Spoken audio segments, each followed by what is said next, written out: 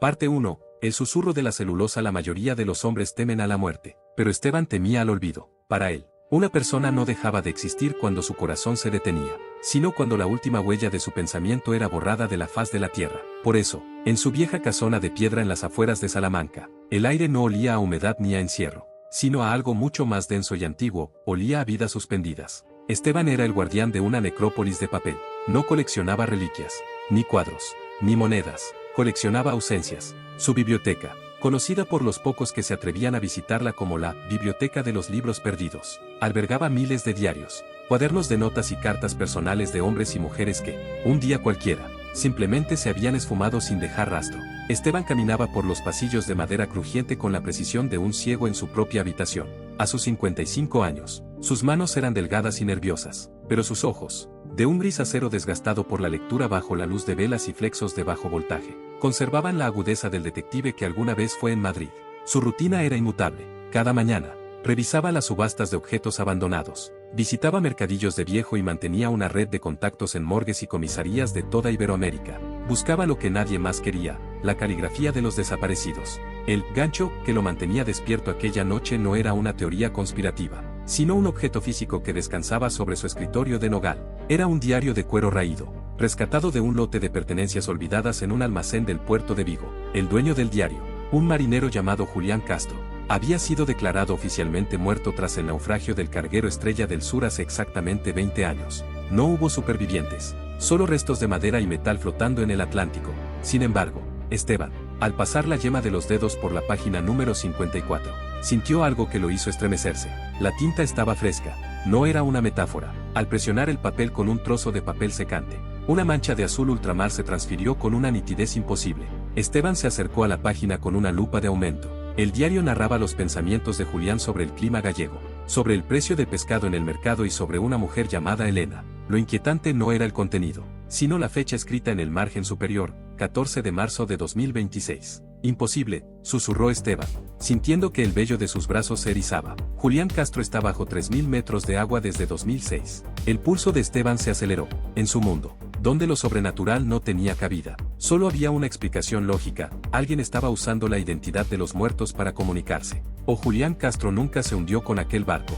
La caligrafía era idéntica a las primeras páginas del diario, escritas hace 2 décadas. El mismo trazo descendente en las letras P, la misma inclinación hacia la derecha en las vocales. Era la misma mano, pero con 20 años más de cansancio. Esteban se levantó y caminó hacia la pared del fondo, donde un gran mapa del mundo estaba cubierto de hilos rojos y chinchetas. Su vida era un rompecabezas de personas que se habían convertido en sombras. Había dedicado la última década a buscar a los demás porque no había podido encontrar a la única persona que importaba, su hija, Lucía. Ella se había marchado a comprar pan una tarde de primavera en Madrid y nunca regresó. No hubo nota de rescate, ni cadáver, ni rastro de lucha, solo un vacío que Esteban llenó con los diarios de otros, esperando que, en algún lugar entre las líneas de un extraño, encontraría la clave para recuperar la suya. Se sentó de nuevo y comenzó a catalogar el hallazgo. El caso de Julián Castro no era una simple curiosidad. Si el diario era auténtico, significaba que existía una tecnología del anonimato, un método tan perfecto para desaparecer que incluso el tiempo perdía su significado. Esteban sabía que el diario de Vigo era un mensaje, no para la policía, no para la familia del marinero, sino para alguien que supiera leer entre líneas. A medida que avanzaba la madrugada, Esteban descubrió que Julián mencionaba repetidamente un lugar en Buenos Aires, una vieja librería en el barrio de San Telmo llamada El Olvido. Julián escribía sobre entregar la carga y de esperar a que el ruido se detenga. Cada palabra parecía cargada de un doble significado que a Esteban se le escapaba, pero que despertaba su antiguo instinto de cazador. La lógica dictaba que un muerto no escribe diarios, pero Esteban sabía que los hombres son capaces de las arquitecturas más complejas cuando quieren huir de sí mismos o de otros. Al hojear las últimas páginas, encontró un papel doblado que no pertenecía al cuaderno. Era una fotografía pequeña, desgastada por la humedad.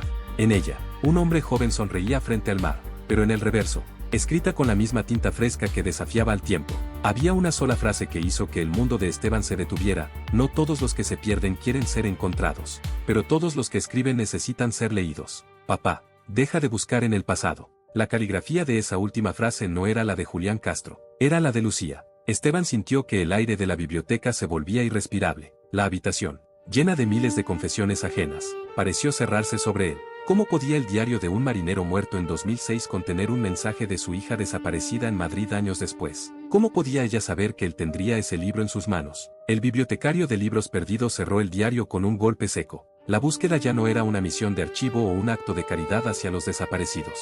Se había convertido en una cacería personal. Alguien estaba jugando con los hilos de su memoria, y ese alguien conocía perfectamente el peso de su dolor. Esteban apagó el flexo, dejando la estancia en una penumbra habitada por los fantasmas de papel, y tomó una decisión.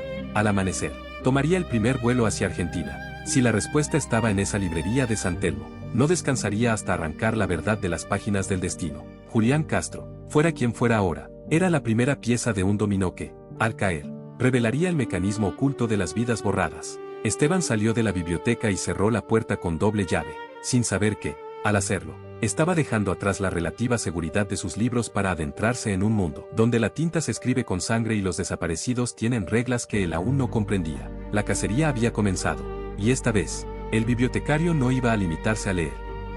Parte 2, el eco de San Telmo. El vuelo sobre el Atlántico fue un desierto de horas en el que Esteban no pudo cerrar los ojos. Cada vez que lo intentaba, la frase en el reverso de la foto, esa caligrafía idéntica a la de Lucía, se proyectaba contra sus párpados como una quemadura.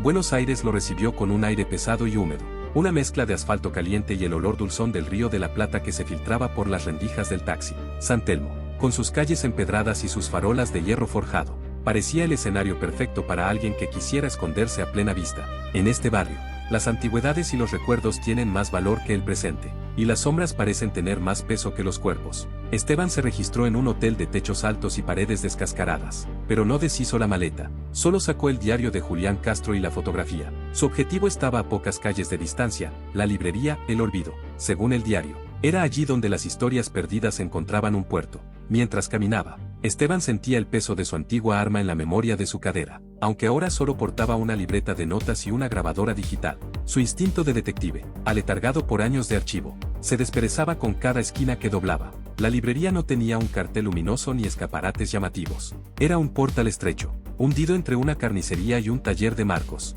Un viejo letrero de madera oscurecida apenas dejaba leer el nombre. Al entrar, el sonido de la calle se extinguió, reemplazado por el denso silencio de miles de libros amontonados sin un orden aparente. El olor era diferente al de su biblioteca en Salamanca. Aquí no había veneración, sino abandono. Buscamos lo que no está, o guardamos lo que estorba, dijo una voz desde el fondo.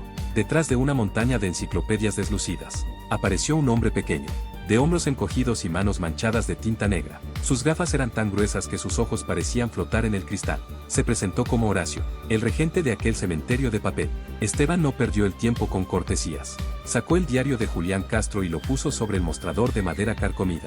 Este libro menciona este lugar, y menciona a un hombre que debería estar muerto, dijo Esteban, observando la reacción del librero. Horacio no se inmutó. Sus dedos acariciaron el cuero del diario con una familiaridad que hizo que a Esteban se le helara la sangre. El librero abrió el cuaderno, pasó las páginas con rapidez y se detuvo en la última anotación, la de la tinta fresca. Luego, levantó la vista y estudió a Esteban como si fuera un volumen raro que acabara de entrar en su colección. Julián Castro no es un hombre, señor. Horacio hizo una pausa, esperando un nombre. Esteban, solo Esteban, señor Esteban. Julián es una frecuencia. Hay personas que deciden que su vida anterior ha sido un error de cálculo. Aquí en Buenos Aires, y en otras ciudades, existe una red de hombres que ayudan a corregir esos errores. No es magia, es logística. Si alguien quiere desaparecer, necesita una narrativa. Julián Castro es una narrativa muy popular. Esteban sintió una punzada de frustración. No me hable de metáforas. He visto tinta fresca en un diario de un hombre que se hundió en el Atlántico en 2006. Y he visto un mensaje dirigido a mí. Un mensaje que solo mi hija podría haber escrito. El librero suspiró y salió de detrás del mostrador. Hizo una seña a Esteban para que lo siguiera hacia una habitación trasera, oculta tras una cortina de terciopelo raído. Allí, el desorden se transformaba en un sistema de archivo meticuloso.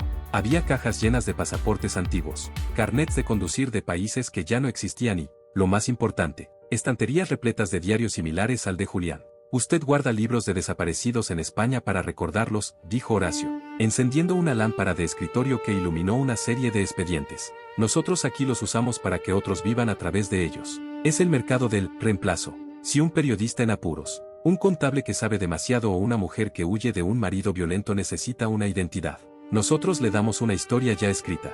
Julián Castro es una historia segura. Nadie reclama a un muerto de un naufragio de hace 20 años. ¿Y el mensaje? ¿Cómo llegó esa foto al diario? Esteban mostró la imagen de Lucía. Horacio tomó la foto y la miró con una mezcla de tristeza y respeto.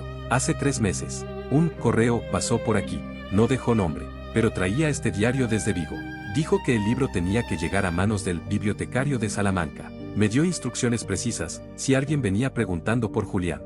Debía entregarle el resto de la historia. El librero buscó en un cajón metálico y sacó un sobre de papel madera, sellado con lacre negro. Estaba pesado. Esteban lo tomó con manos temblorosas. Al abrirlo, no encontró dinero ni documentos, sino otro diario. Este era más pequeño, de tapas negras y elásticas, del tipo que usan los viajeros. Al abrir la primera página, Esteban reconoció el aroma, el perfume de vainilla que Lucía siempre usaba. Ese diario, continuó Horacio, perteneció a un tal Teo, un periodista argentino que desapareció investigando las rutas de lavado de dinero en los puertos. Se decía que Teo había encontrado una vía de escape para las personas que el sistema quería borrar. Pero Teo no huyó, lo borraron a él. Esteban comenzó a leer las primeras líneas. La caligrafía no era la de su hija. Era una letra nerviosa, rápida, llena de tachaduras, pero el contenido lo dejó sin aliento. Mateo no hablaba de finanzas. Hablaba de una organización llamada la Diáspora de las Sombras. Según sus notas, esta red no solo ayudaba a la gente a desaparecer por voluntad propia, sino que también recolectaba a personas con talentos específicos para llevarlas a una comunidad fuera de los radares gubernamentales. ¿Dónde está Mateo ahora?, preguntó Esteban sin apartar la vista del papel. Muerto. Oficialmente, respondió Horacio. Extraoficialmente, su diario sugiere que fue visto por última vez en una estancia en las afueras de la ciudad, en una zona de campo llamada Las Heras. Pero tenga cuidado, Esteban. Quien quiera que haya puesto ese mensaje en el diario de Julián, lo está guiando. Y en este negocio, que te guíen suele ser sinónimo de que te están llevando al matadero. Esteban guardó el diario de Mateo en su chaqueta. El conflicto era ahora una llama viva. Su hija Lucía no solo estaba viva, sino que de alguna manera estaba vinculada a esta red de sombras. ¿Era ella una prisionera de la diáspora o se había convertido en uno de sus arquitectos? La idea de que su pequeña Lucía fuera parte de una organización que traficaba con identidades y olvidos le revolvía el estómago. Pero era la única pista sólida que había tenido en 10 años. Salió de la librería al aire fresco de la tarde porteña. El cielo se había teñido de un violeta oscuro y las luces de los cafés de San Telmo empezaban a encenderse. Esteban se sentó en un banco de la Plaza Dorrego, rodeado de turistas y bailarines de tango que ignoraban el drama que se desarrollaba en su interior. Abrió el diario de Mateo en una página marcada con un clip. Allí, entre descripciones de almacenes y nombres de capitanes de barco, encontró una lista de coordenadas y una frase subrayada 3 veces: la verdad no está en lo que los hombres dicen, sino en lo que dejan escrito cuando creen que nadie los lee. Ella está en el centro de la red. Esteban sabía que ella no era una organización, era una persona, y ahora, con el diario del periodista asesinado como brújula, se preparaba para viajar al campo. Si Mateo había muerto por esa información, Esteban estaba dispuesto a arriesgar lo que le quedaba de vida para terminar la lectura. El bibliotecario de libros perdidos ya no buscaba historias para su estantería. Estaba buscando el punto final de su propia tragedia. Tomó su teléfono y alquiló un coche para la mañana siguiente. El camino hacia la acera sería largo, y el silencio del campo argentino no sería como el de su biblioteca. Allí, el viento cuenta historias que a veces es mejor no escuchar. Pero Esteban ya no tenía miedo de los fantasmas. Tenía miedo de la verdad que esos fantasmas estaban intentando contarle.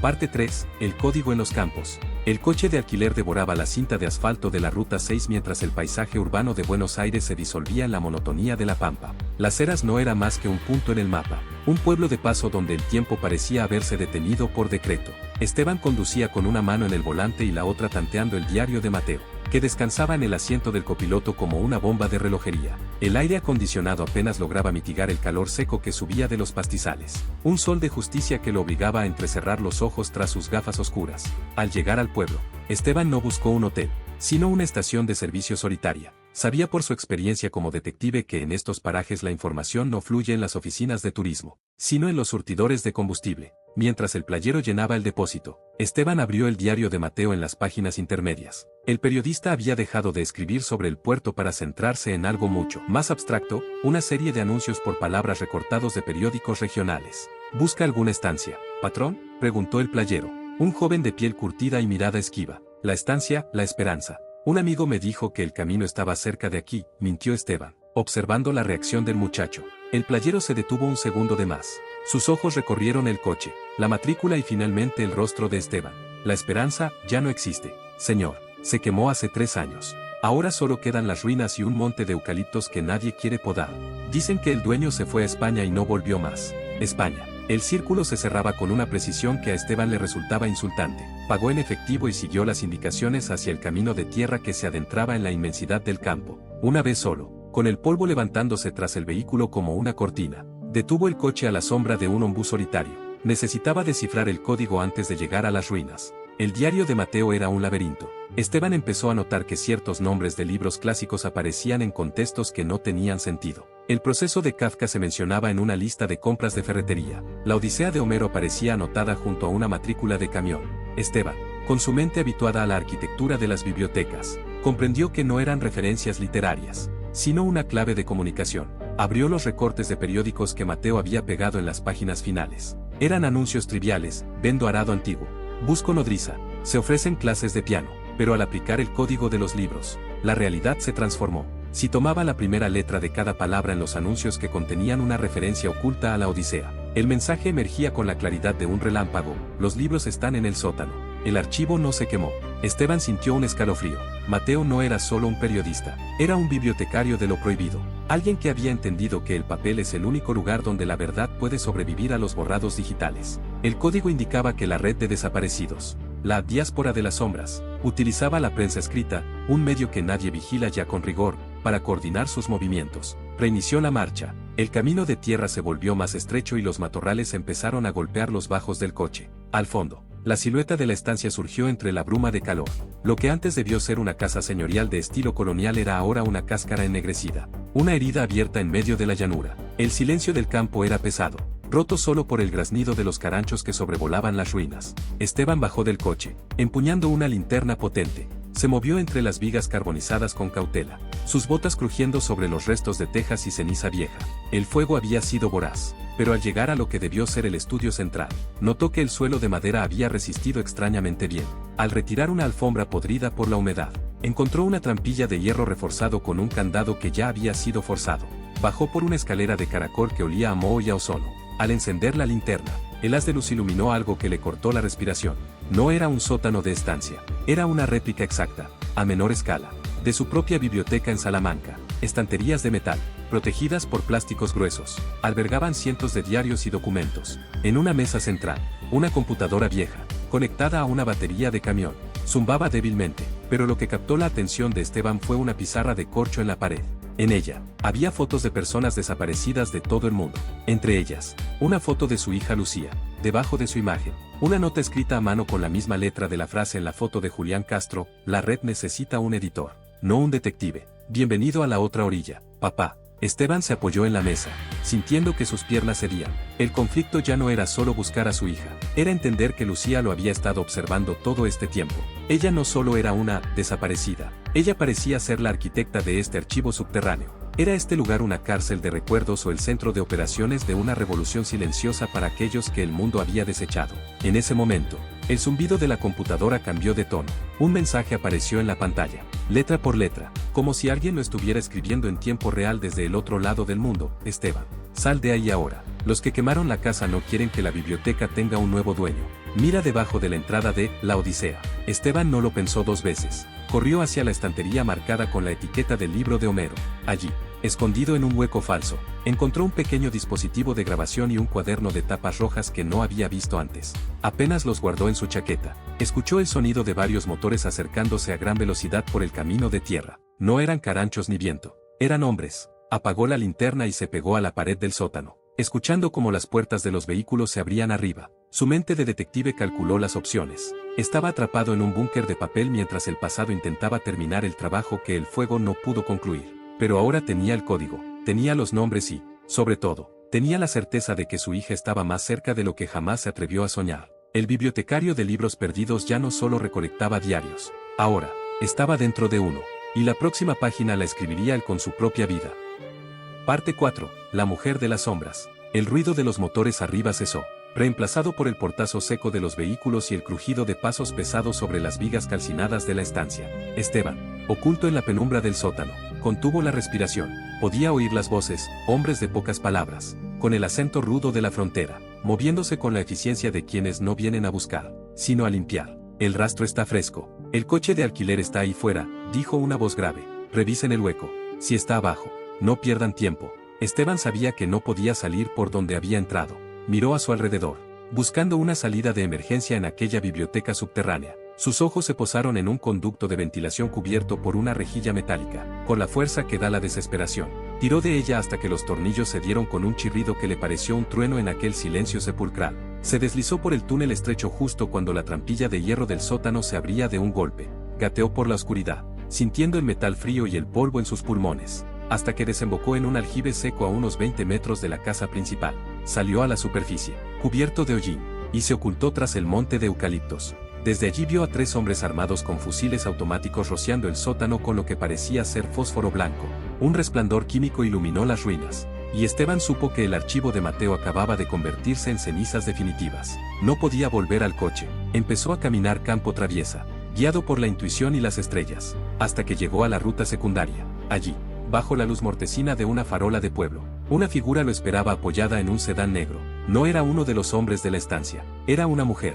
Vestía una gabardina oscura y tenía el cabello recogido en un moño tirante que acentuaba sus rasgos afilados. Su mirada era una mezcla de cansancio y una inteligencia fría, casi cortante. Sube, Esteban, si te quedas aquí, serás solo otro diario en tu propia estantería, dijo ella, abriendo la puerta del copiloto. ¿Quién eres?, preguntó Esteban, manteniendo la distancia. Me llamo Beatriz. Digamos que soy la persona que se encarga de que las sombras no se pisen entre sí. ¿Y tú, bibliotecario? Estás haciendo demasiado ruido. Esteban subió, más por falta de opciones que por confianza. El coche arrancó con suavidad, alejándose de las llamas de La Esperanza. Beatriz conducía con una calma que le resultaba irritante. ¿Trabajabas con Mateo, verdad?, preguntó Esteban mientras intentaba limpiarse la cara con un pañuelo. Mateo era un romántico, creía que la verdad liberaba. Yo soy más pragmática, creo que la verdad, mal gestionada, mata. Él quería publicar la existencia de la diáspora. Tú solo quieres encontrar a tu hija. El problema es que Lucía ya no es la niña que recordabas en Madrid. Esteban se giró hacia ella, el corazón dándole un vuelco. ¿Dónde está? ¿Qué es esa red de la que todos hablan? Beatriz suspiró y encendió un cigarrillo, inundando el coche con un humo denso. La diáspora de las sombras no es una secta ni un grupo criminal, Esteban, es un servicio.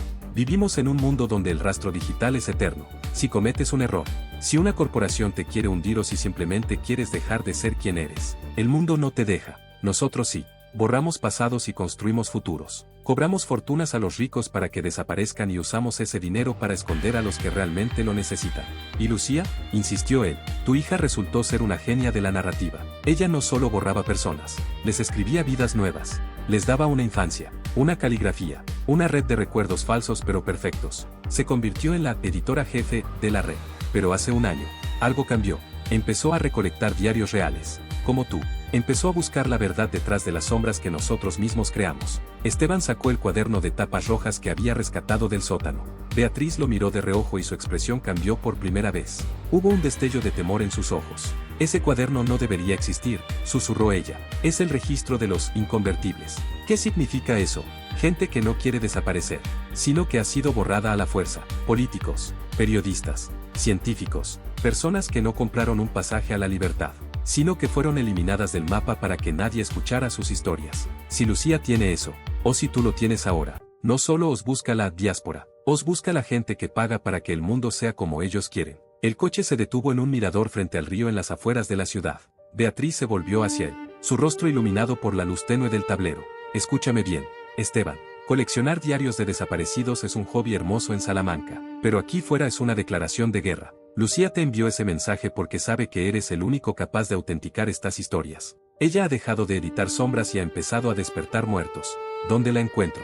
Beatriz, no me des más rodeos. No la encuentras tú a ella. Ella te encontrará cuando demuestres que puedes manejar la carga. El cuaderno que tienes en la mano es el primer paso. Contiene la historia de una mujer llamada Clara, una violinista que desapareció en Santiago de Chile. Si logras descubrir por qué Clara no quiso una vida nueva, entenderás en qué se ha metido tu hija. Beatriz le entregó un sobre con un pasaje de avión y una dirección en el centro de Santiago. Vete. La gente que quemó la estancia llegará a Buenos Aires al amanecer. En Chile tenemos una casa de seguridad, pero estarás solo. Y Esteban. Ella hizo una pausa, tocándole el brazo. No todos los desaparecidos quieren ser rescatados. Algunos solo quieren que se sepa que alguna vez fueron reales. Esteban bajó del coche, sintiendo el peso del cuaderno rojo contra su pecho. La biblioteca de Salamanca parecía ahora un sueño lejano y seguro. El bibliotecario de libros perdidos ya no era un espectador de las tragedias ajenas. Era el protagonista de una trama que amenazaba con borrarlo a él también. Mientras el coche de Beatriz se perdía en la noche, Esteban miró el pasaje. Chile. El rastro de Lucía estaba hecho de tinta y dolor. Y él estaba dispuesto a seguir leyendo hasta la última página, aunque fuera lo último que hiciera.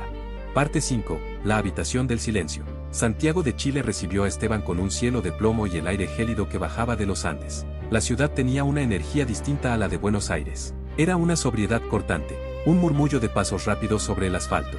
Esteban se sentía como un espectro caminando entre los vivos. Se instaló en una pensión modesta en el barrio Lastarria, un lugar de techos altos y suelos de parqué que crujían con cada uno de sus movimientos, recordándole el sonido de su propia biblioteca en España. El cuaderno rojo de los inconvertibles quemaba en su bolsillo. Según las notas de Lucía, Clara no era una desaparecida común, era una virtuosa del violín que, en la cúspide de su carrera, se evaporó tras un concierto en el Teatro Municipal. No hubo rastro de violencia, ni problemas financieros, ni amantes secretos. Simplemente, Clara dejó de sonar. Esteban llegó a la dirección que le había dado Beatriz, un edificio antiguo cerca del Cerro Santa Lucía. Era un apartamento que la diáspora de las sombras mantenía congelado en el tiempo. Una habitación de seguridad que nunca fue limpiada. Al entrar, el olor a resina de pino y a polvo acumulado lo golpeó de frente. La estancia era minimalista, casi ascética. No había fotos, ni recuerdos personales. Solo un atril vacío en el centro de la sala y un estuche de violín abierto sobre un diván de terciopelo.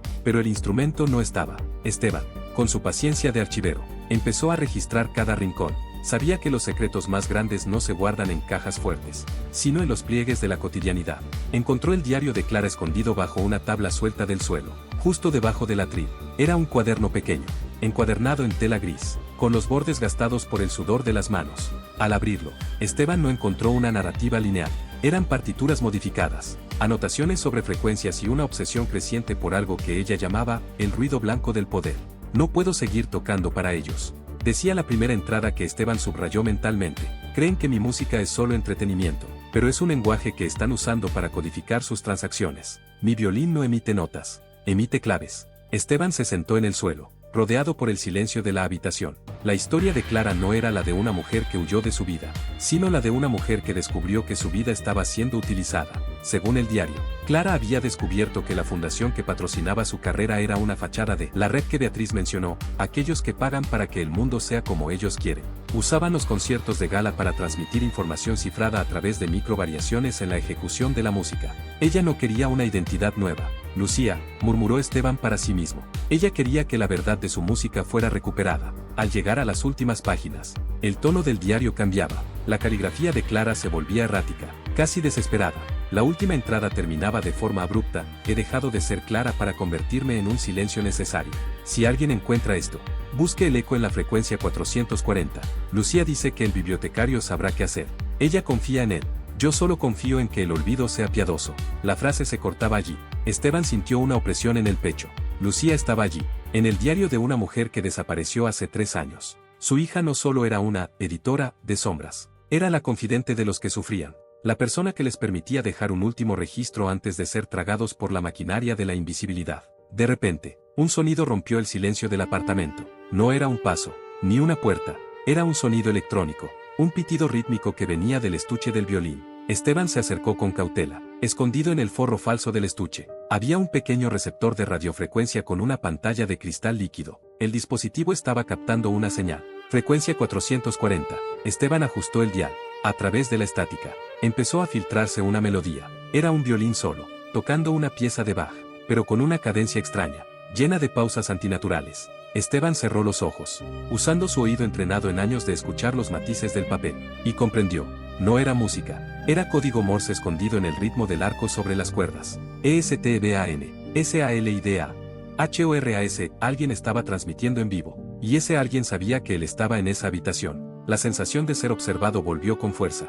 Miró por la ventana hacia la calle. Un coche gris estaba estacionado frente al edificio, con el motor encendido. No eran los hombres de la estancia, eran más discretos, más profesionales. Esteban tomó el diario de Clara, el cuaderno rojo y el receptor. Sabía que no podía quedarse allí ni un minuto más. La habitación del silencio ya no era segura, pero antes de salir, notó algo en el atril que había pasado por alto. Había una marca hecha con un anillo, una pequeña L grabada en la madera. Se llevó los dedos a los labios, emocionado. Era la señal que Lucía dejaba en sus cuadernos escolares cuando quería que su padre revisara su tarea. Estoy aquí, hija, susurró. Estoy leyendo todo. Salió por la puerta de servicio. descendiendo las escaleras en penumbra. El bibliotecario de libros perdidos ya no solo seguía pistas. Ahora era parte de una sinfonía de sombras donde cada nota podía ser una trampa o una salvación. Clara le había dejado el eco, y él estaba decidido a encontrar la fuente de ese violín, aunque el sonido lo llevara directamente a la boca del lobo. Bajó a la calle trasera, fundiéndose con la multitud que caminaba bajo la lluvia fina de Santiago. El próximo destino estaba claro en su mente, gracias a las coordenadas que el violín había susurrado entre las notas de Bach. El viaje no se detenía, se volvía más profundo, más íntimo y mucho más peligroso.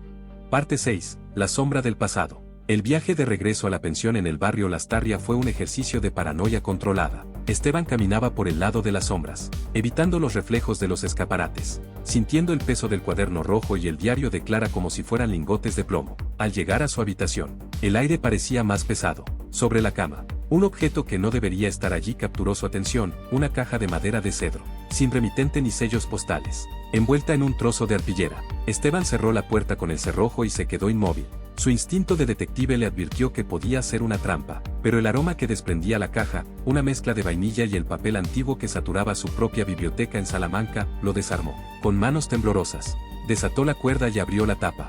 Dentro, protegida por papel de seda, yacía una carpeta de cuero azul. No era el diario de un extraño, era el diario de Lucía. Esteban cayó sentado sobre la cama, sintiendo que el suelo se inclinaba.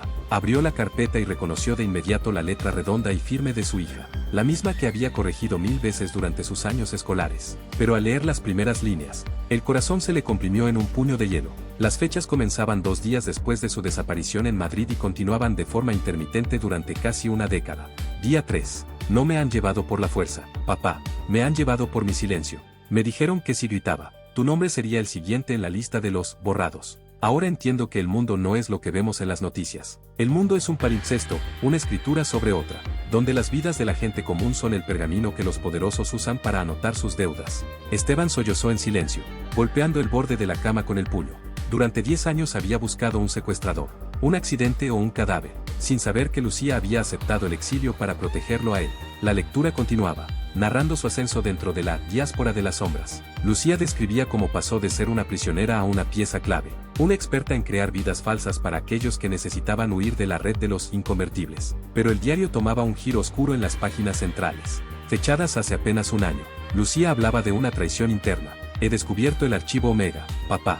La diáspora ya no solo protege a los perseguidos, ahora vende el servicio de borrado preventivo a gobiernos y corporaciones. Están eliminando a personas que no quieren desaparecer. Como Clara, he empezado a dejar pistas en los diarios que pasan por mis manos.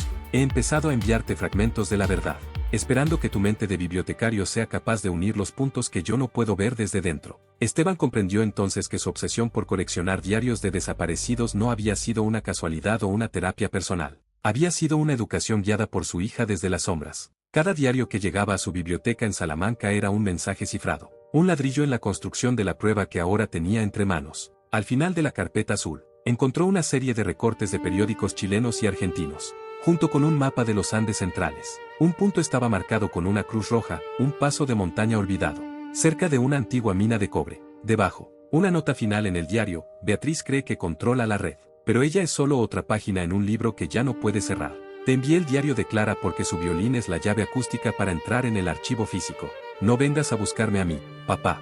Busca el archivo. Si lo destruyes, los inconvertibles recuperarán sus nombres. Si no lo haces, nos convertirán a todos en ficción. Un golpe seco en la puerta de la habitación rompió el trance de Esteban. No fue un golpe de cortesía, fue el sonido de un hombro chocando contra la madera vieja. Esteban, abre. Era la voz de Beatriz, pero no tenía el tono pragmático de antes. Estaba cargada de una urgencia visceral. Esteban guardó el diario de Lucía en su mochila, junto con el receptor de radio y los otros cuadernos. Justo cuando la puerta cedía, Beatriz entró, con el rostro pálido y una mancha de sangre en la manga de su gabardina. Detrás de ella, el pasillo estaba desierto, pero el eco de sirenas lejanas empezaba a subir desde la calle. Nos han localizado. Esteban, alguien dentro de la red ha filtrado tu ubicación, dijo ella, cerrando la puerta con el hombro. Esa caja que recibiste, no fue Lucía quien la envió. Fue una trampa de la organización para confirmar que tenías el diario de Clara. ¿Me estás diciendo que mi hija no me envió esto? Esteban señaló la caja de madera. Lucía está en la mina, en el centro de operaciones. Ella envió el mensaje a través del violín de Clara, pero el diario azul, eso es un cebo. La diáspora sabe que no te detendrás hasta llegar a ella. Quieren que seas tú quien les abra la puerta del archivo Omega. Porque tú eres el único que sabe cómo descodificar las claves de papel que Lucía ha sembrado. Esteban miró a Beatriz a los ojos, buscando la mentira. Había pasado años analizando la veracidad de los escritos ajenos, buscando la grieta en el relato, y en los ojos de la mujer vio algo que no esperaba, miedo auténtico, no por ella, sino por lo que estaba a punto de desatarse. Si quieres ver a tu hija viva, tenemos que salir de Santiago ahora, dijo Beatriz, entregándole un revólver pequeño. Olvida al detective y al bibliotecario. Esteban, a partir de ahora, solo eres un hombre que va a recuperar su nombre. Bajaron por la salida de incendios mientras un furgón oscuro frenaba frente a la pensión. El bibliotecario de libros perdidos sintió el frío metal del arma contra su piel. La historia ya no estaba escrita en papel. Se estaba escribiendo con sus pasos en el asfalto mojado. El pasado de Lucía y el presente de Esteban colisionaban en un punto ciego de la cordillera. Y la próxima página de su diario se escribiría con sangre o con el silencio definitivo del olvido. Parte 7. El archivo en las cumbres. El ascenso hacia la cordillera de los Andes fue un viaje al corazón de la nada. Beatriz conducía un todoterreno castigado por el tiempo, esquivando las rutas principales y ascendiendo por caminos de ripio que serpenteaban al borde de abismos insondables. El aire se volvía cada vez más ralo, y el frío, un cuchillo que atravesaba la calefacción del vehículo. Esteban, aferrado a su mochila, observaba cómo la civilización se convertía en un vago recuerdo de luces distantes, reemplazada por la presencia colosal de la piedra y el hielo. La mina se llama El Silencio, dijo Beatriz, rompiendo el mutismo que los había envuelto durante horas. Fue abandonada en los años 70, pero la infraestructura subterránea es perfecta, tiene su propia red eléctrica y, lo más importante, está blindada contra cualquier tipo de interferencia electrónica. Es el búnker ideal para el archivo Omega. ¿Por qué me cuentas esto ahora?, preguntó Esteban, sin apartar la vista del diario de Lucía. Durante años has sido parte de esta red. ¿Qué ha cambiado? Beatriz apretó el volante con fuerza. Sus nudillos estaban blancos. Creyeron que yo era una de ellos porque era eficiente, pero olvidaron que antes de ser una sombra, fui madre. Mi hijo no desapareció por voluntad propia. Esteban, la diáspora lo usó para un borrado preventivo porque sabía demasiado sobre una ruta de contrabando. Lucía me ayudó a descubrir la verdad. Ella y yo tenemos el mismo objetivo, pero ella tiene algo que yo perdí, esperanza. El vehículo se detuvo frente a una entrada de hormigón camuflada entre las rocas, a casi 4000 metros de altitud. No había guardias a la vista, pero Esteban sintió la vibración de generadores industriales bajo sus pies. Al bajar del coche, el viento le robó el aliento. El paisaje era lunar, una desolación de grises y blancos bajo un cielo estrellado que parecía demasiado cerca. Entraron por una pesada puerta metálica que se dio tras el escaneo de una tarjeta que Beatriz llevaba oculta. El interior era un contraste violento con el exterior, pasillos iluminados con luces LED de un blanco clínico, servidores que zumbaban en habitaciones refrigeradas y una limpieza obsesiva. Era la arquitectura del olvido absoluto. Aquí es donde el papel muere y se convierte en datos, susurró Beatriz. Pero Lucía convenció a los directores de que los registros físicos eran necesarios como respaldo. Creó una biblioteca de seguridad. Es ahí donde ella pasa la mayor parte del tiempo. Caminaron por un laberinto de túneles hasta llegar a una bóveda reforzada. Al abrirse, Esteban sintió un olor familiar que lo hizo tambalearse, el aroma de su propia biblioteca en Salamanca. Miles de cajas de archivos se alineaban en estanterías metálicas que llegaban hasta el techo. En el centro de la sala, bajo una lámpara de escritorio, una figura delgada y encorvada sobre un cuaderno levantó la vista. El tiempo pareció detenerse. El corazón de Esteban dio un vuelco que le causó un dolor físico. Era ella, Lucía. Sus ojos eran los mismos, pero su rostro llevaba grabada una madurez amarga, una fatiga que no correspondía a su edad. Sabía que descifrarías el violín. Papá, dijo ella con una voz que era un susurro roto por la emoción. Esteban no pudo articular palabra. Corrió hacia ella y la estrechó en sus brazos, sintiendo sus huesos frágiles y el calor de su llanto contra su pecho. Durante 10 años había ensayado este momento, pero ninguna palabra en su vasto vocabulario de bibliotecario era suficiente para llenar el vacío que acababa de cerrarse. Perdóname, Lucía, perdóname por no haberte encontrado antes, sollozó él. No podías, papá, estabas buscando a una niña que ya no existía, pero ahora necesito al hombre que guarda los libros. Lucía se separó suavemente y señaló la pizarra detrás de ella. Estaba cubierta de nombres, fechas y empresas fantasma. Este lugar no es solo un archivo de desaparecidos, es el registro de una gran estafa humana. La diáspora de las sombras ha estado borrando a personas para robar sus identidades y utilizarlas en fraudes financieros globales. Los inconvertibles son aquellos que se negaron a participar y que ahora están encerrados en una ala médica de esta mina, siendo utilizados como sujetos de prueba para drogas de amnesia. Esteban miró las filas de cajas. ¿Y qué quieres que haga yo? No soy un soldado. Lucía, eres un bibliotecario, papá. Y la mayor debilidad de este lugar es que confían ciegamente en lo digital. He estado sustituyendo los registros reales de los inconvertibles por relatos falsos en el sistema informático. Las únicas pruebas auténticas están en papel, en estas cajas. Necesito que me ayudes a catalogarlas y a preparar un envío masivo a la prensa internacional a través de la red de Beatriz. Esteban miró a su hija con un orgullo que se mezclaba con el terror. Ella no solo había sobrevivido, se había convertido en la mayor amenaza interna para la organización más poderosa del mundo. Pero el momento de ternura fue interrumpido por el sonido de una alarma roja que empezó a girar en el techo, bañando la biblioteca de un color carmesí alarmante. Han detectado la entrada de Beatriz, dijo Lucía, palideciendo. El sistema de seguridad ha bloqueado las salidas. En la pantalla de monitoreo de la sala, vieron a varios hombres armados avanzando por los pasillos, pero no eran los operativos habituales. Al frente de ellos, un hombre de traje gris caminaba con una calma gélida. Esteban lo reconoció por las fotos de sus diarios, era el director. El hombre que había convertido el anonimato en una industria multimillonaria. Tenemos poco tiempo, dijo Beatriz, sacando su arma. Esteban, Lucía, empiecen a cargar las cajas en el conducto de desecho de la mina. Desemboca en un valle a 2 kilómetros de aquí, donde mi gente está esperando. Yo los detendré aquí. Esteban tomó una caja, sintiendo el peso de cientos de vidas perdidas. El bibliotecario de libros perdidos ya no estaba clasificando el pasado, estaba lanzando el futuro por un túnel hacia la libertad. Pero mientras trabajaban febrilmente, la puerta de la biblioteca empezó a ser golpeada con una masa hidráulica. ¡Rápido, papá!, gritó Lucía. Si no sacamos estos nombres de aquí, nunca habrán existido. El conflicto final había llegado a las cumbres de los Andes, entre el papel y el acero, entre la memoria y el borrado.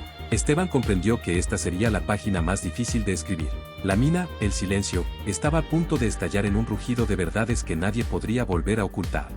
Parte 8. El precio de la memoria. El estruendo de la masa hidráulica contra la puerta de acero de la bóveda resonaba como un latido metálico y desesperado. En el interior, el aire se había vuelto denso, cargado con el polvo de las cajas que Esteban y Lucía lanzaban frenéticamente por el conducto de desecho. Cada carpeta que desaparecía por el túnel era un nombre recuperado, una vida que dejaba de pertenecer a las sombras para volver a la luz de los hechos. Beatriz se había posicionado tras un escritorio metálico volcado, apuntando con firmeza hacia la entrada. Su rostro era una máscara de determinación suicida. «Sigan cargando», gritó ella sin desviar la vista. «Si el director entra antes de que termine, nada de esto habrá valido la pena». Esteban sentía que sus pulmones ardían debido a la altitud y al esfuerzo físico. Sus manos, acostumbradas a pasar páginas con delicadeza, estaban llenas de cortes y restos de pegamento de las etiquetas. Miró a Lucía. Su hija trabajaba con una precisión mecánica, pero sus ojos estaban fijos en la puerta. Sabían que el tiempo se había agotado cuando el acero finalmente cedió con un chillido desgarrador. La puerta no se abrió del todo, pero fue suficiente para que una granada de gas lacrimógeno rodara por el suelo. El humo blanco empezó a llenar la biblioteca de seguridad en segundos. Esteban se cubrió la boca con la manga de su chaqueta, buscando a Lucía en la niebla química. «Lucía, al suelo», exclamó, pero su voz fue ahogada por el primer intercambio de disparos.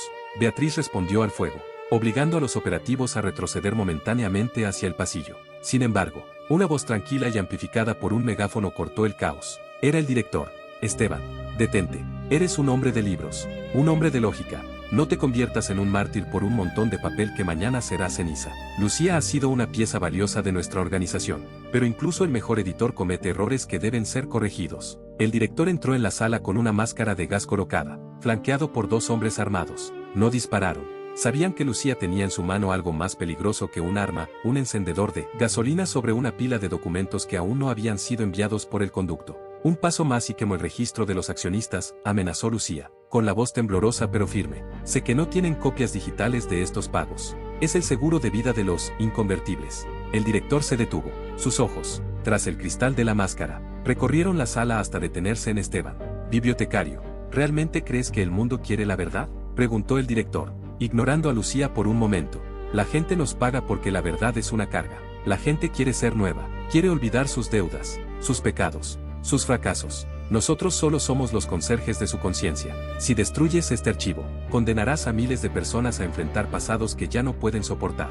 Esteban dio un paso al frente, poniéndose entre el director y su hija, a pesar del gas que les cosía en los ojos. Su mirada era clara. «Usted no borra pasados para ayudar a la gente», dijo Esteban, con una calma que sorprendió incluso a Lucía. «Usted los borra para ser el dueño de sus futuros. Un hombre sin memoria es un hombre que puede ser escrito por cualquiera. Mi biblioteca en Salamanca no es un cementerio, es un refugio. Usted, en cambio, ha construido una cárcel de cristal donde el carcelero es el único que sabe los nombres reales de los presos». «Filosofía barata», escupió el director.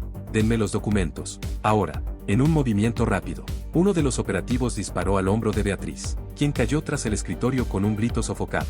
La distracción fue mínima, pero suficiente. El director avanzó, pero Esteban no retrocedió. En lugar de eso, sacó el receptor de radio de su mochila y aumentó el volumen al máximo. Aquel violín de Clara, grabado y transmitido en bucle, empezó a sonar a través de los altavoces de la sala. El sonido era estridente, lleno de interferencias, pero contenía la clave acústica que Lucía había programado.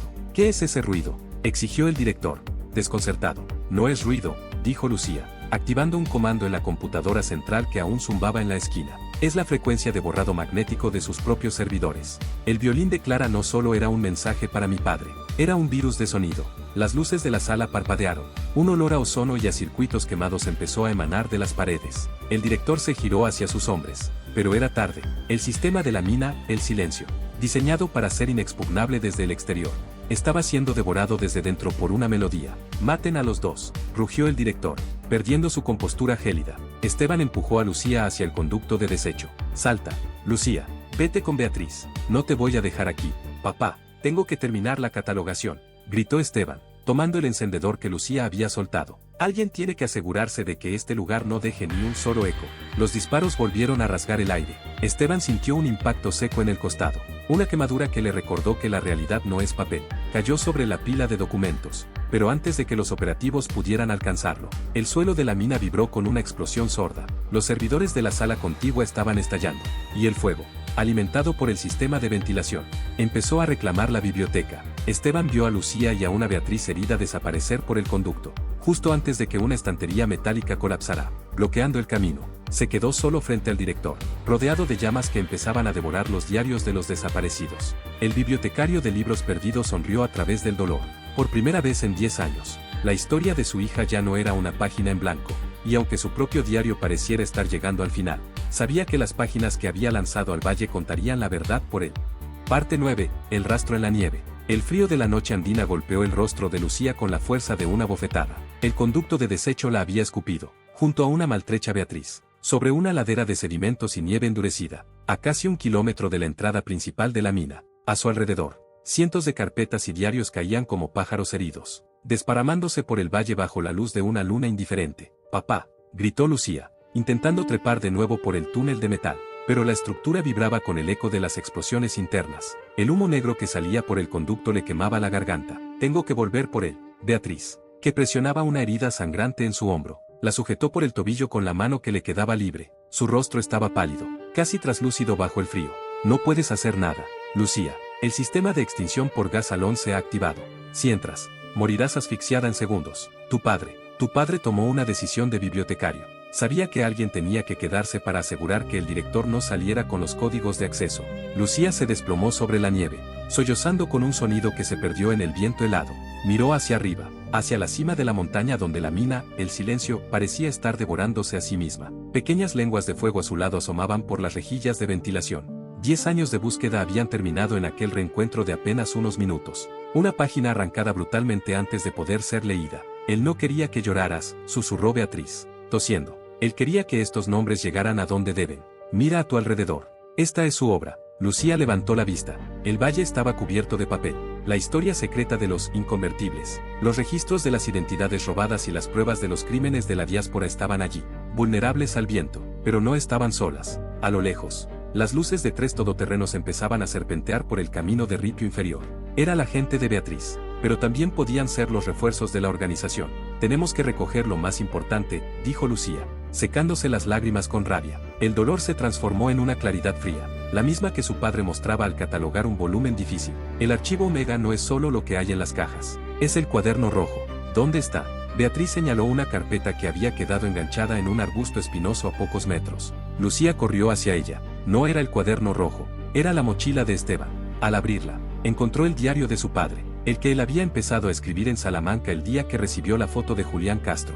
Lo abrió por la última página escrita. La letra de Esteban era firme, a pesar de haber sido anotada en el coche de camino a la mina. «Si estás leyendo esto, Lucía, es porque el bibliotecario ha cumplido su función. Siempre me pregunté por qué guardaba los diarios de los que no conocía. Ahora lo sé, los guardaba para aprender a leerte a ti. No busques mi cuerpo en la montaña. Búscame en las palabras que hemos salvado. La memoria es el único territorio donde nunca podrán encontrarnos y sabemos cómo escondernos entre líneas. Termina el libro. Hija mía. Lucía cerró el cuaderno y se lo guardó en el pecho, sintiendo el calor del papel contra su piel. Se puso en pie y ayudó a Beatriz a levantarse. A lo lejos, el rugido de un helicóptero empezó a vibrar en el aire, acercándose desde el lado chileno de la frontera. Vienen a por los restos, dijo Beatriz. Si nos quedamos, nos borrarán a nosotros también. No nos van a borrar, respondió Lucía, recogiendo un fajo de documentos que contenían los nombres de los accionistas de la red. Mi padre no destruyó la biblioteca para que nos escondiéramos. La destruyó para que el ruido fuera tan fuerte que nadie pudiera volver a ignorar el silencio. Empezaron a descender por la ladera, cargando lo que podían, mientras la mina, el silencio, sufría una última y definitiva detonación estructural. El techo de la bóveda colapsó, sepultando la tecnología del olvido bajo toneladas de roca andina. Mientras bajaban, Lucía no miró atrás. Su mente estaba trabajando en la logística de la entrega. Sabía que la diáspora de las sombras tenía tentáculos en la política y la banca, pero también sabía que el papel tiene una persistencia que los bits no poseen. Una vez que un diario es leído por alguien, esa historia ya no puede ser desleída. Al llegar al fondo del valle, los todoterrenos las alcanzaron. Un hombre joven bajó del primer vehículo con una cámara y un teléfono satelital.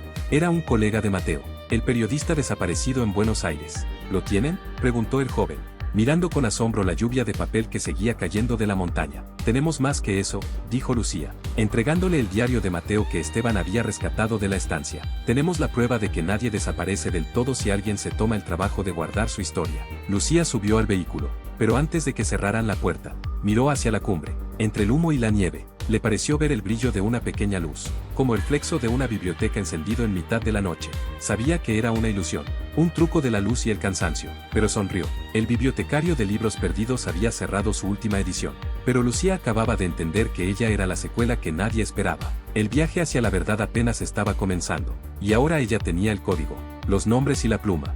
Parte 10. El silencio de los cómplices. Santiago de Chile parecía una ciudad diferente a los ojos de Lucía. Ya no era el laberinto de sombras donde se ocultaba para sobrevivir, sino un tablero de ajedrez donde cada movimiento podía ser el último. Se refugiaron en un viejo taller de imprenta en el barrio Franklin, un lugar donde el olor a tinta fresca y el traqueteo de las máquinas offset proporcionaban el camuflaje perfecto. Beatriz, con el brazo en cabestrillo y el rostro endurecido por la fiebre, supervisaba la seguridad mientras los contactos del fallecido Mateo empezaban a llegar. No basta con publicar los nombres, Lucía, dijo Beatriz, sentada sobre una pila de papel periódico. La diáspora tiene jueces en su nómina y editores que matarán la noticia antes de que llegue a la rotativa. Necesitamos un golpe que no puedan silenciar. Lucía estaba sentada frente a una vieja mesa de madera, con el diario de su padre abierto y los documentos rescatados de la mina esparcidos como piezas de un rompecabezas macabro. Mi padre decía que el poder de un libro no está en lo que cuenta, sino en quien lo lee, respondió Lucía sin levantar la vista. No vamos a ir a los grandes diarios. Vamos a ir a las víctimas. El plan de Lucía era arriesgado. En lugar de una denuncia masiva que el gobierno pudiera tildar de teoría conspirativa, decidió usar la red de correos que ella misma había ayudado a construir cuando era la editora jefe de la diáspora. Empezó a enviar fragmentos de los diarios originales de los inconvertibles a sus familias, junto con las pruebas de quien había pagado por su desaparición. Si las familias reciben la última voluntad de sus seres queridos escrita de su puño y letra, no habrá juez que pueda detener la marea, explicó Lucía. Sin embargo, la organización no se había rendido. El director, aunque herido y oculto tras el colapso de la mina, activó el protocolo de limpieza de archivos. En las calles de Santiago, los hombres de traje gris empezaron a moverse. El antiguo colega de Esteban en Madrid, un inspector retirado llamado García, fue el primero en contactar con ellos a través de una línea segura. Esteban ha levantado un avispero que llega hasta la Moncloa y la Casa Rosada, les advirtió García desde España. Están borrando a los testigos físicos. Si tienen ese cuaderno rojo, son el objetivo número 1.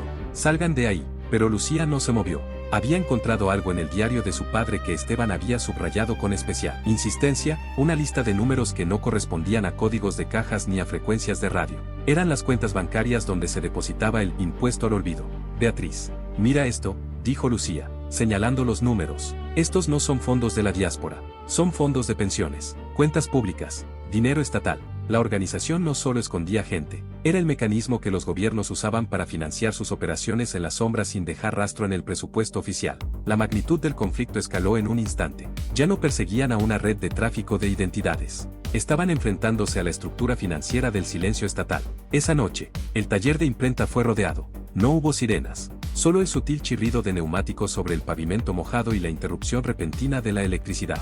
Lucía guardó el diario de su padre en su mochila y tomó el cuaderno rojo. Han venido a cerrar la biblioteca, susurró ella, mirando a Beatriz. Entonces, que aprendan a leer en la oscuridad, respondió Beatriz, extrayendo una pistola del cajón de la imprenta. El primer disparo rompió un ventanal de vidrio reforzado. Lucía se arrojó al suelo, sintiendo el frío del cemento contra su mejilla. En medio del caos, recordó la voz de su padre hablándole sobre la importancia de los finales. Un buen libro nunca termina donde dice fin, sino en la mente del lector. Lucía comprendió que no podía ganar esta guerra con balas. Mientras Beatriz intercambiaba fuego con los operativos en la entrada, Lucía se arrastró hacia la vieja antena de radio de onda corta que el taller usaba para coordinarse con los sindicatos. Conectó el receptor de frecuencia 440 que Esteban había rescatado de la habitación de Clara. Si no podemos publicar la verdad, la gritaremos por el aire, dijo Lucía. Empezó a leer.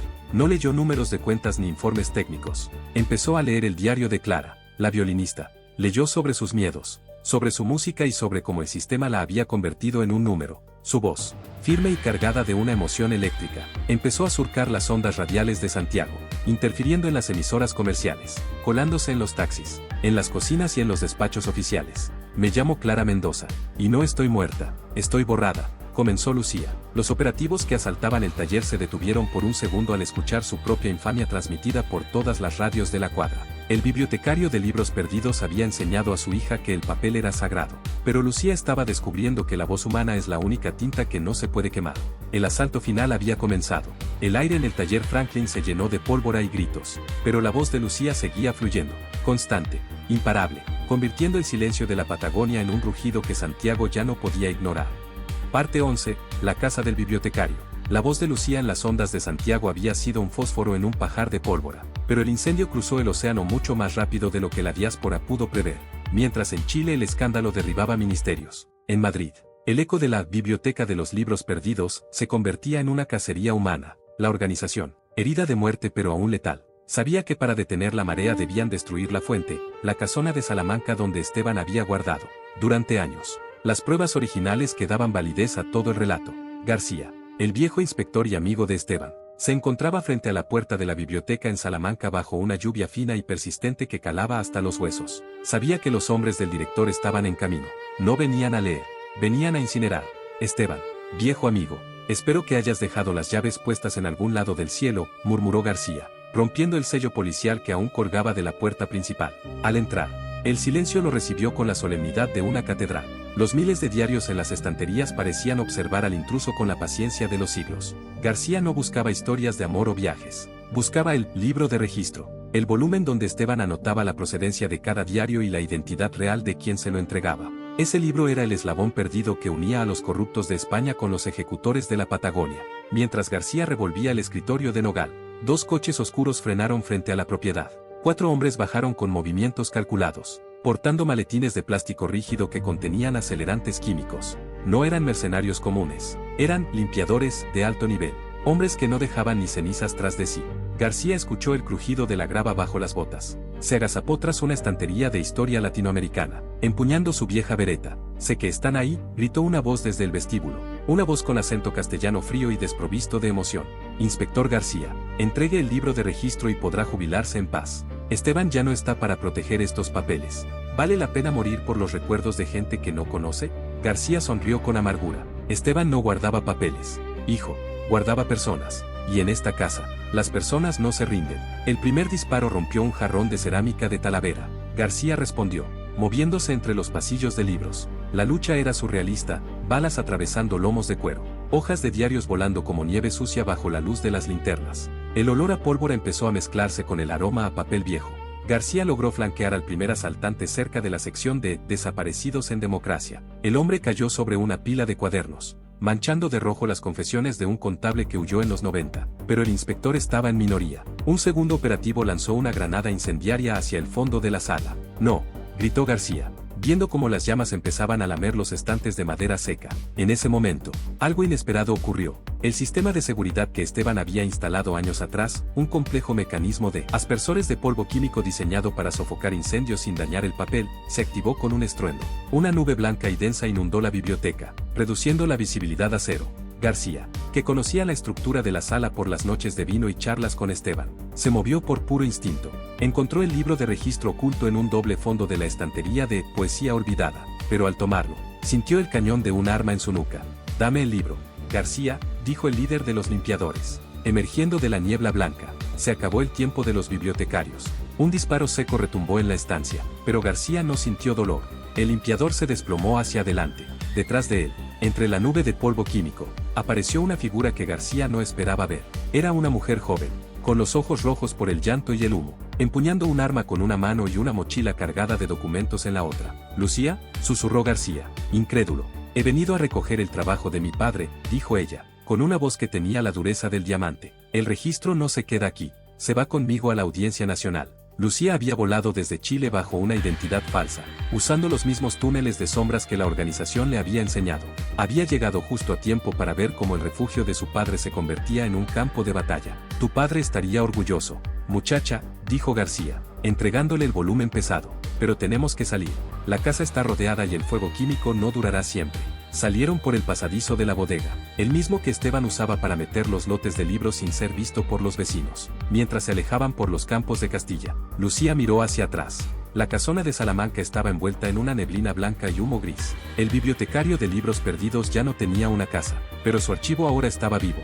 Lucía llevaba en sus manos el arma final, los nombres de los cómplices españoles que habían financiado la mina, El Silencio. La cacería en Madrid estaba terminando, pero el juicio final para la diáspora de las sombras acababa de comenzar. «Próxima parada, la verdad», dijo Lucía, abriendo el libro de registro en la primera página, donde Esteban había escrito años atrás: «Nadie se pierde si hay alguien que sepa dónde buscar». Parte 12, la última página. El amanecer en Madrid tenía un tono grisáceo y limpio, como si la lluvia de la noche hubiera lavado no solo las calles, sino también los pecados de la ciudad. Lucía estaba sentada en un banco de madera frente a la escalinata de la Audiencia Nacional. A su lado, el inspector García fumaba un cigarrillo en silencio, custodiando la mochila que contenía el libro de registro y el diario azul de Esteban. El aire era frío, pero por primera vez en 10 años, Lucía no sentía que el invierno fuera eterno. «¿Estás segura de esto, hija?», preguntó García, observando el imponente edificio de piedra. «Una vez que entregues esos nombres, no habrá vuelta atrás. La diáspora caerá, pero tú quedarás expuesta. El mundo sabrá quién eres y qué hiciste para ellos». Lucía acarició el lomo gastado del diario de su padre. «Mi padre pasó su vida rescatando las voces de los demás para que no se volvieran ficción. Si yo me escondo ahora, estaría convirtiendo su sacrificio en una página en blanco. Él no murió para que yo fuera una sombra, murió para que yo recuperara mi nombre». A las 9 en punto, las puertas se abrieron. Lucía entró con paso firme, entregando el archivo a un equipo de fiscales que ya la esperaba, alertados por las grabaciones que ella había filtrado desde Santiago. Durante las siguientes 6 horas, el silencio de la sala de interrogatorios fue absoluto, roto solo por el sonido de las hojas al pasar y el asombro de los funcionarios ante la magnitud de la red. La diáspora de las sombras, la maquinaria que había convertido el olvido en una mercancía de lujo, comenzó a desmoronarse en directo en las pantallas de noticias de todo el mundo. Semanas después, Lucía regresó a Salamanca. La casona de piedra estaba en ruinas, ennegrecida por el humo y sellada por cintas amarillas de la policía. Sin embargo, el jardín trasero conservaba una extraña paz. Lucía caminó entre los rosales descuidados hasta llegar al lugar donde Esteban solía sentarse a leer al atardecer. Allí, bajo la sombra de un roble antiguo, encontró una pequeña caja de metal que el fuego no había alcanzado. Al abrirla, no halló documentos secretos ni pruebas judiciales. Había una pluma estilográfica de plata y un cuaderno nuevo, con las páginas totalmente en blanco, excepto por la primera. En ella, con la letra pausada y elegante de Esteban, se leía: «Para Lucía, no heredes mis nostalgias. Hereda mi pluma, escribe tu propia historia, porque ahora el libro es tuyo». Lucía se sentó en la hierba húmeda. El conflicto que había marcado su vida, la lucha entre ser una sombra o una persona, entre el borrado y la memoria, finalmente se había resuelto. La organización había sido desmantelada. El director estaba bajo custodia en una prisión de alta seguridad en los Andes, y los nombres de los inconvertibles habían sido devueltos a sus familias. Clara, la violinista, volvía a tocar, esta vez en una pequeña orquesta de barrio en Valparaíso, bajo su verdadero nombre. Pero la mayor victoria de Lucía no fue la justicia legal, fue la paz de saber que su padre no era un hombre derrotado por el misterio, sino un arquitecto del sentido. Tomó la pluma de plata y comenzó a escribir. No escribió sobre conspiraciones ni sobre la mina de cobre. Escribió sobre un hombre que amaba el olor del papel antiguo y que creía que una biblioteca era el lugar más seguro del universo. Escribió sobre cómo un bibliotecario de provincia se enfrentó al olvido y ganó. «Ya no eres un libro perdido, papá», susurró Lucía al viento de Castilla. Ahora eres el prólogo de todo lo que voy a hacer. Cerró el cuaderno y miró hacia el horizonte. La historia del bibliotecario de libros perdidos había llegado a su punto final, pero Lucía comprendió que los finales no son cierres, sino nuevos puntos de partida. Se levantó, se ajustó la mochila y caminó hacia la salida. No miró atrás. En la entrada de la casa en ruinas, alguien había colgado un pequeño cartel de madera, quizás un vecino agradecido o uno de los muchos a los que Esteban ayudó desde el anonimato. El cartel decía simplemente, aquí vive la memoria. Lucía sonrió y se alejó por el camino de grava, dejando atrás los fantasmas de papel para caminar, por fin, bajo la luz del sol real, cargando con orgullo el nombre que su padre le había devuelto. La biblioteca estaba cerrada, pero el mundo estaba lleno de páginas esperando ser escritas.